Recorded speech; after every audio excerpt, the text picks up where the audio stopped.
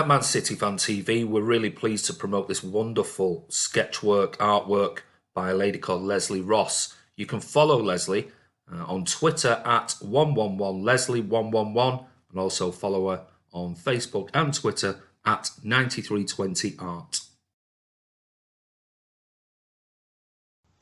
Hi guys, it's Andy from Man City Fan TV. I'm here with Ray and I'm also here with Jonathan Northcroft. So thank you very much, Jonathan. You're actually in Barcelona. I am, yeah. I was here for the game last night. Stunning match. I mean, you run out of words to describe Lionel Messi, but it was some occasion and really enjoyable trip. Fantastic. Well, listen, what we've got today is, like I said, we've only got sort of 30 minutes, so it's going to be more of a quick fire question time for Jonathan whilst we've got him on our channel. So I'm going to kick off, and my first question to you, Jonathan, is can you just quickly, in a couple of minutes, review the semi-final games, which were obviously Ajax versus Spurs, and then last night, Barca versus Liverpool?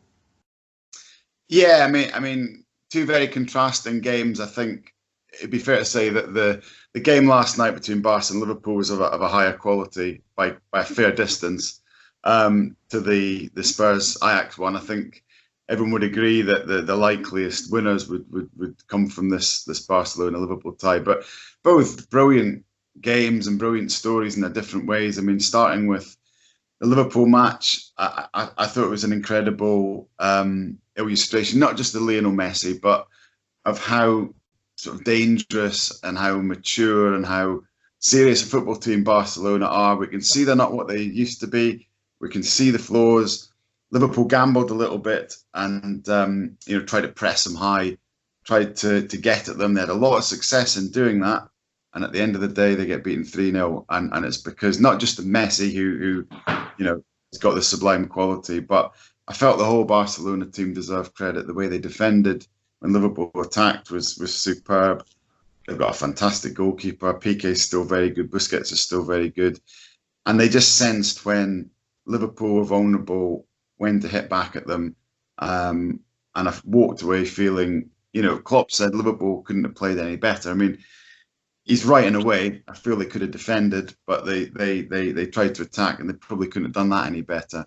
But beaten 3-0, and now you'd have to say Barcelona would be likely favourites. I thought the Spurs Ajax game was slightly spoiled by Spurs injuries and them being tired, and it looks like since they played you guys that they've kind of left everything out there on the pitch, and they don't have a lot left. But Ajax are just an absolute joy to watch, and it's exciting watching new talent, especially Frenkie de Jong and Van de Beek, De Ligt.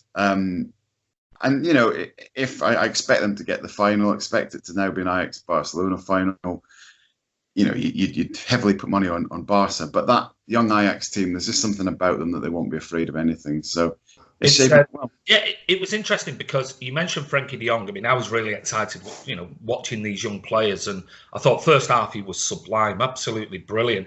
But I thought he sort of was pretty much non-existent in the second half. I thought De Beek was their best player with De Ligt. Yeah. And, I was a bit shocked in the second half because I thought, I don't know whether Spurs worked him out or what, but he seemed to just completely disappear. Yeah, I know what you're saying, Andy. I think what happened was actually Spurs turned it into a Premier League game in the second half. They changed the formation. They went longer. They went direct. They made it physical. And that actually isn't the game that De Jong likes to play, which might be one reason he's decided to go to La Liga and not the Premier League. Van de Beek looks like a Premier League player in the making, actually, doesn't he? The way he sort of runs the box and scores late goals. Classic base player, I think. So, if I had to say to you, pick a winner out of, let's say, Ajax, Spurs versus Barcelona, because I can't see Liverpool coming back next week. No, I think Barcelona. I mean, I don't think Liverpool are completely dead for one reason, which is Barcelona are an aging team. And I think you can see that their physical levels aren't the same as a Liverpool or a City or even a Spurs. So the one thing nagging at the back of my mind is if Liverpool can score early and run the legs off them, they might have a chance. But, it's a 10% chance. So I'd expect Barcelona and Lionel Messi to move level with Cristiano Ronaldo, and he deserves it. Because that was some free kick, wasn't it? Yeah. Unbelievable. Anyway, Ray's got a question. Ray. Yeah, I mean, it's kind of two parts of this question. It's about fans, ticketing and pricing. So the first part of the question really is, we've got some brand new stadia popping up. Obviously, I went to Spurs for the Champions League game when they beat us 1-0, and it is a fantastic new stadium, rumoured to cost about £1 billion. There's other recent new builds, and there's talk, obviously Everton and other clubs are looking at a new stadia. Now, they need to be paid for, and the Spurs stadia is going to cost, I mean, I've heard season ticket prices at around £1,000. And my worry is, I think when Andy and I started going to football games in the 70s and 80s, you could, even if you didn't have a lot of spare money, you could afford to go to games. And well, the odd game, you know, it wasn't going every game, but people could still just about afford it. Now the worry is you're paying £50 for a ticket or more, and my worry is that local, working class, long-time supporting fans are being priced out of football. City are very good, and we still have adult season ticket prices. The cheapest one I think is still £299, which is fantastic value for 19 league games. But do you worry as well that people are being priced out of football? I do, Ray. I mean, I think football needs to have a serious think about what it's doing here. It's not just in England, by the way. I mean, last night in the Nou Camp, I think Liverpool fans are being charged €120 for seats that were basically, you know, up in the gods, watching figures the size of flies, basically, down on the pitch. I really thought about it in City's FA Cup semi-final against Brighton. I know there was a bit of sneering about the fact, didn't sell out the allocation.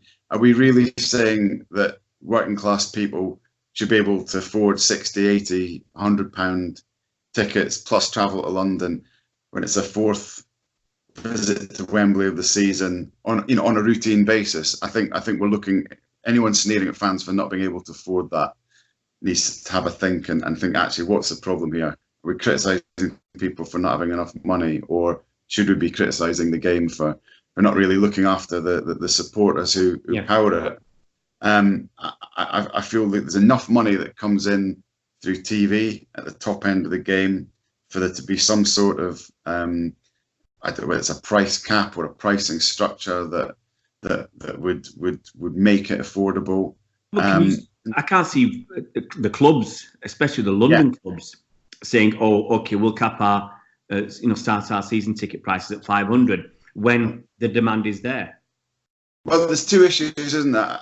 I mean, in all honesty, I think a club and its season ticket prices is one thing. That's up to the club, and that if they think they can get that number of season tickets, fine. I think it's when it comes to away supporters and it comes to, I suppose, showpiece games, FA Cup matches. I've got some numbers, Jonathan. Sorry, I've got some numbers about the three recent games at Wembley, or the one to come: the Carabao Cup, the FA Cup semi-final, and the FA Cup final.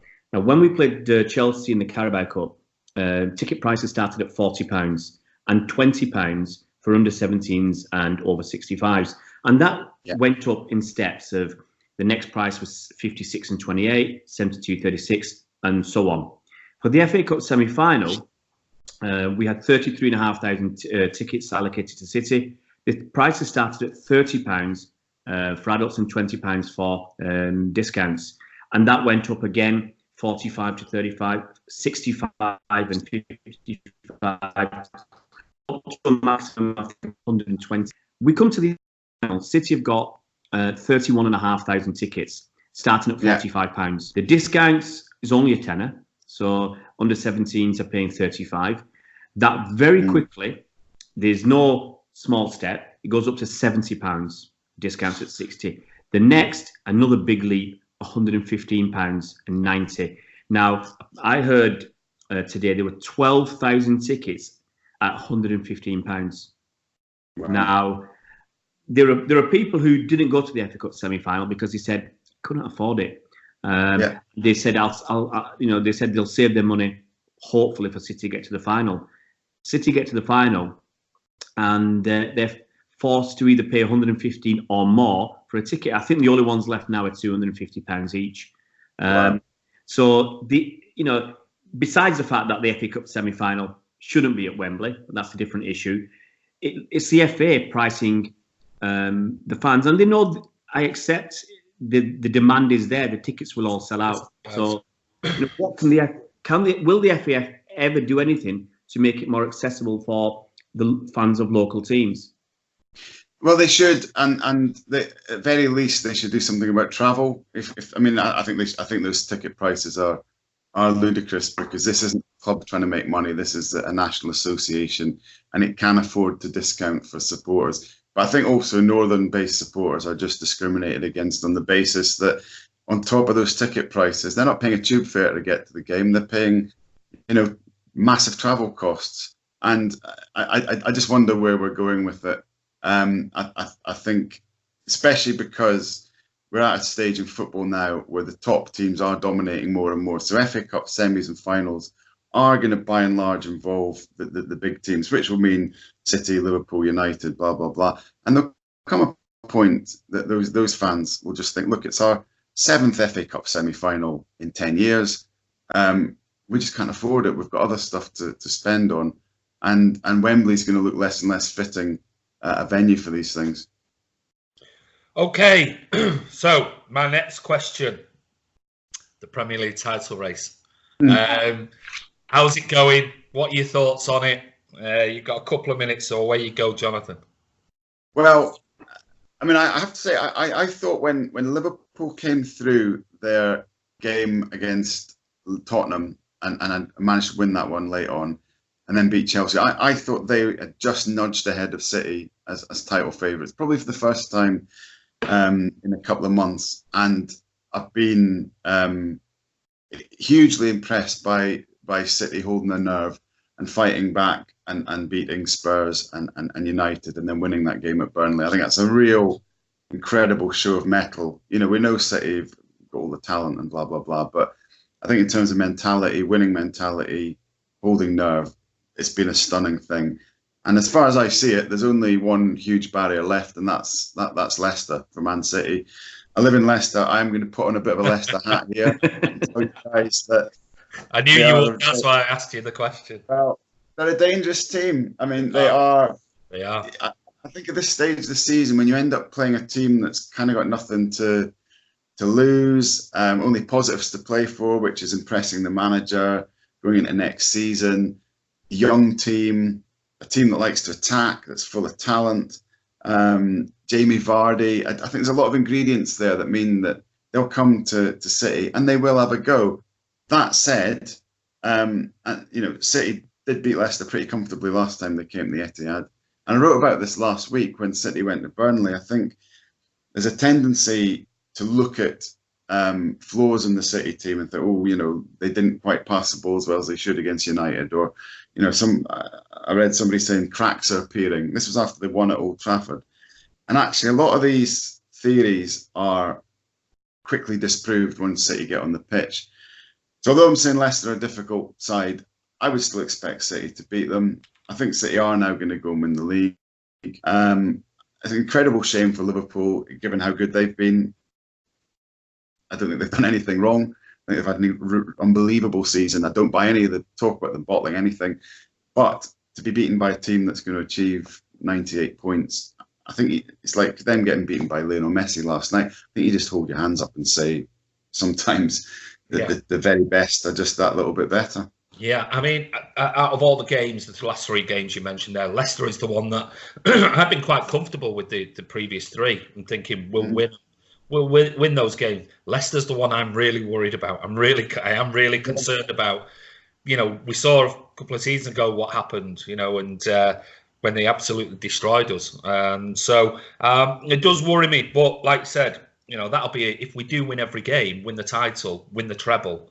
Or quadruple if we want to be Clutching at straws. If it's good enough, Marino, it's good enough for me. That'd be 198 points in 2 seasons. I mean, that's phenomenally consistent. That's silly. That is just, that's unprecedented. I mean, I wrote last week that City are doing the kind of things to club statistics that Messi and Ronaldo are doing to individual statistics. We're having to rethink, you know, everything on that. I do think Monday's the last big hurdle.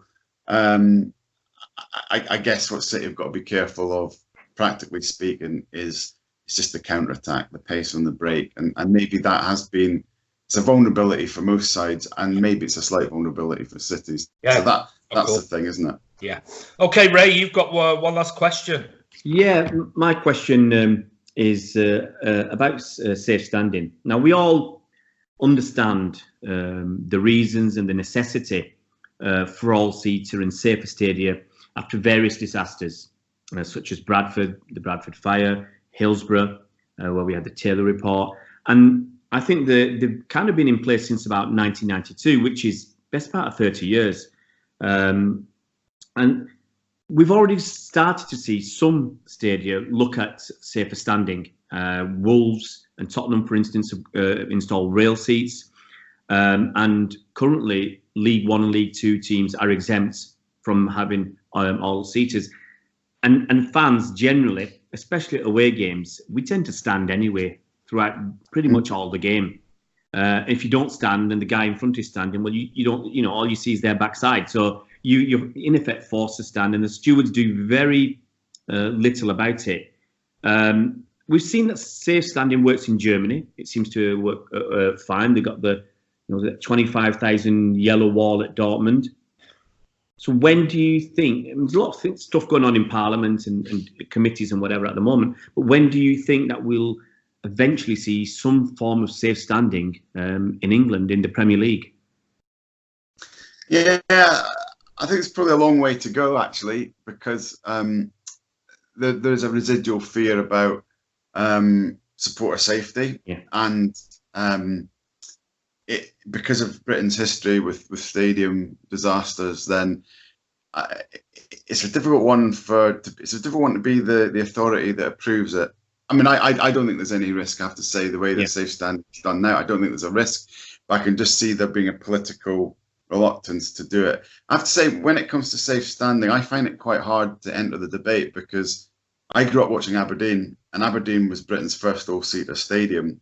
And, you know, from the moment I went to football in 1978, I was sitting down, because that's what POTY was in those days. So standing isn't really in my culture, I'll be honest. I don't kind of fully understand the attraction of it, because it's not something I ever did as a kid. But I do think if it's safe and if supporters want it, and you know, if it's going to help Premier League atmospheres, which, let's face it, there's a way about them in many games, then fair enough.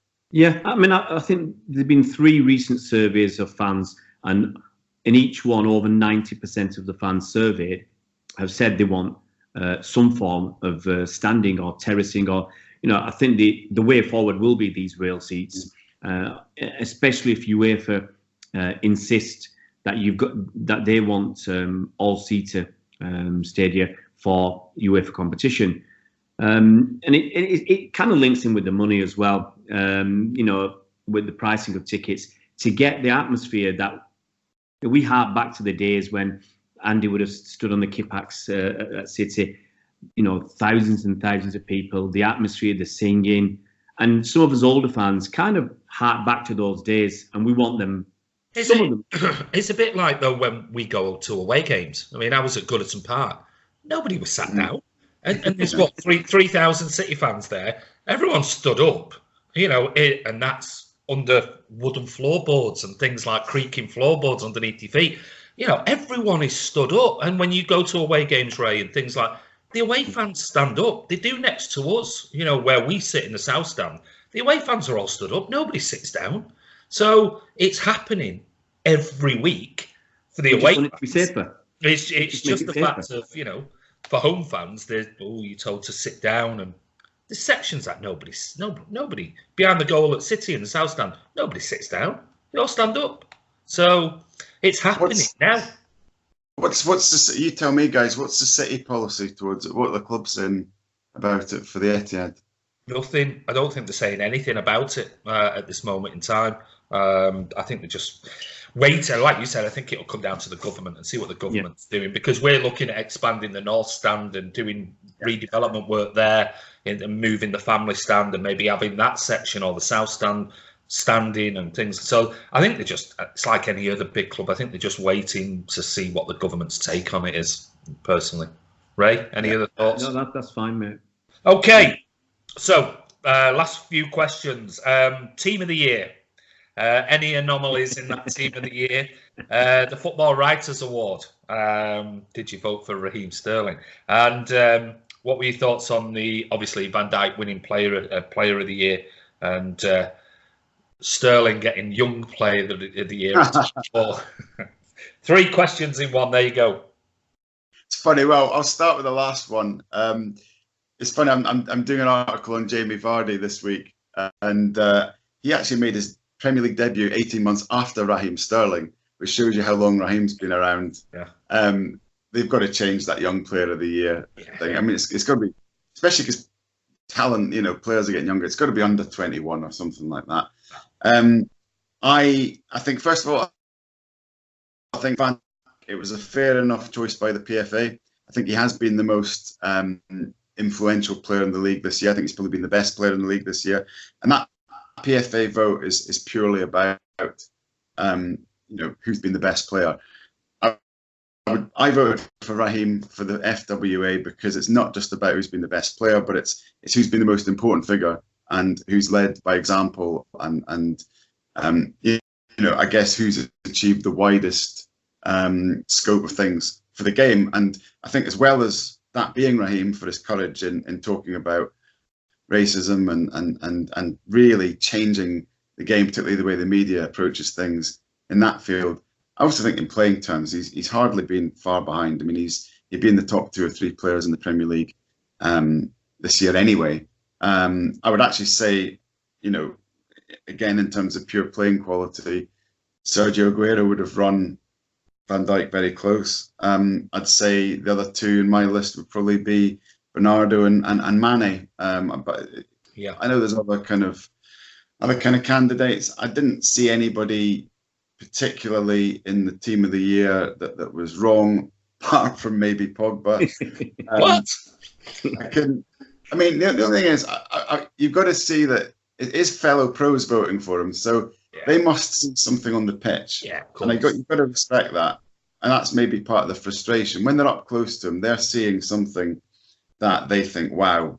Well, they get a good look at him because he doesn't move very much. So it's not like they're trying to follow him all over the pitch. He's pretty much there most of the time. Maybe they like his goal celebration. Yeah, maybe. Could be that. Could be that. I mean, the thing that these teams of the year, it does strike me, and you guys have probably talked about this, I'm sure, but 2 players who've been unbelievable in the Premier League for years, David Silva and Christian Eriksen, and they're hardly ever in the voting. And it's something about, people talk about, defenders never get it, but I think those sort of creative playmakers don't get it either, and I don't think it's very fair. What those 2 guys have done in the Premier League in the last 5 years, 10 years. Oh, I mean, David Silva's been, and Ray, I think he's my favourite all-time City player. I mean, when you see him, he's an absolute genius. He is just so mercurial, and he's the one that Pep trusts. He trusts him with the pace of the game and when to up the pace, when to slow it down. He's the one player that Pep absolutely trusts 100% with his tactics. And he's so integral to us. And I know he's not been at his best recently, but he's tired. He's been covering Kevin De Bruyne and Fernandinho's injuries. He needs a rest. And would I be right in thinking he's only made one team of the year? I think so. I think so. I think it's one. Yeah. I mean, he's possibly one of the best midfield players we've seen in the Premier League, and to make one team. But there's the old argument of Sergio and all of these things. But anyway, just moving on because we've got 5 minutes left. That's it. So we had some questions from some of our followers. From Ali, he said, "What's your best game of this season? Premier League or Champions League, what's the best game you've actually witnessed? Yeah, well, I'll give you two. One's a personal choice. Okay. And it was Leicester 4, Fleetwood Town 0 in the Carabao Cup. Leicester 4-0 against Fleetwood.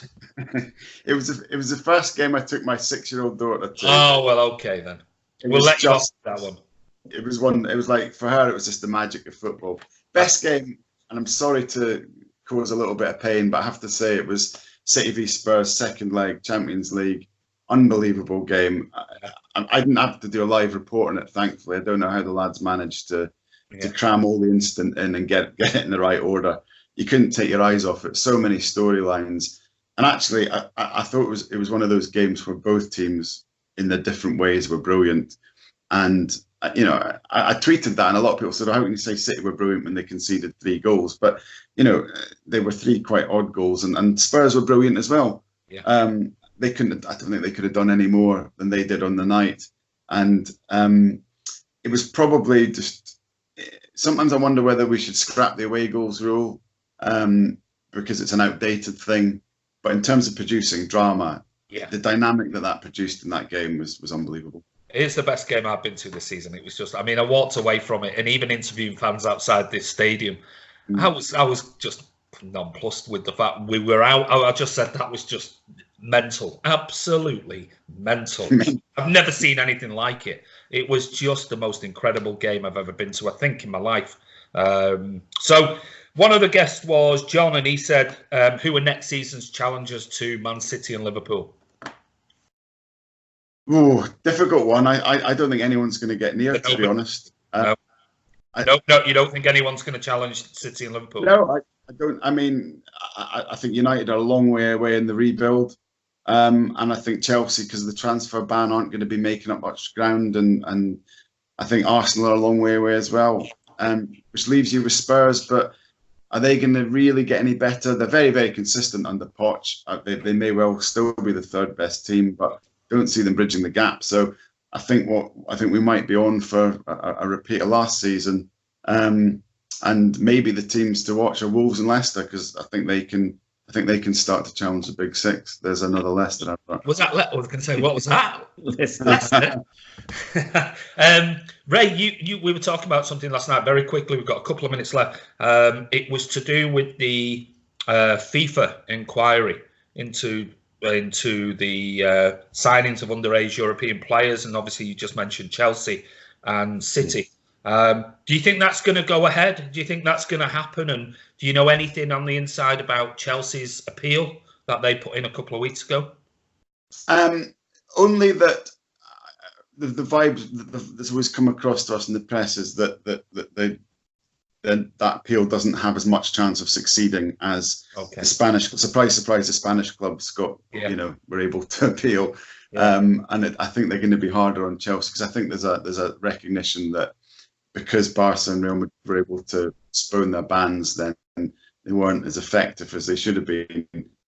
And I do think this might come down the line to City as well. I think UEFA might feel that that's an area that they can be hard on the club and mete out punishment and maybe leave the other stuff, so that they seem to be acting tough. That's just a personal hunch, by the way. That's not something I've been told.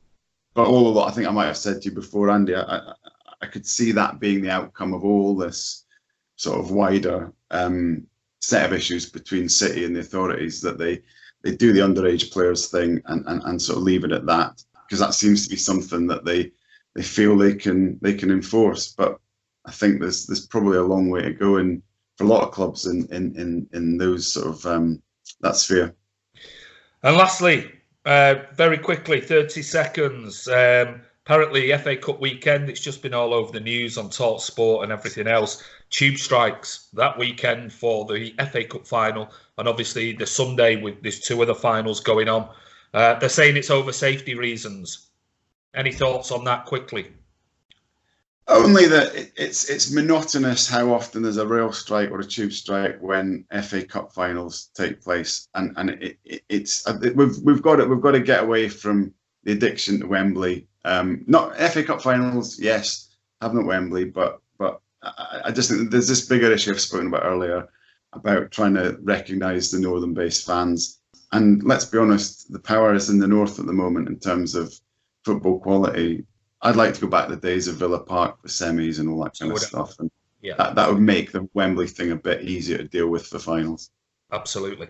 Well, listen, Jonathan, I'm assuming you're flying home now, back to the UK, back to Leicester. We'll put in another plug for Leicester. But listen, thank you so much for coming on and giving us your time. I know you've been busy at last night's game, and it's always a pleasure having you on Man City Fan TV. So thank you very much. Ray, thanks very much. Jonathan. Cheers, Ray. Nice. Thanks, lads. Thanks very much. Have a good one.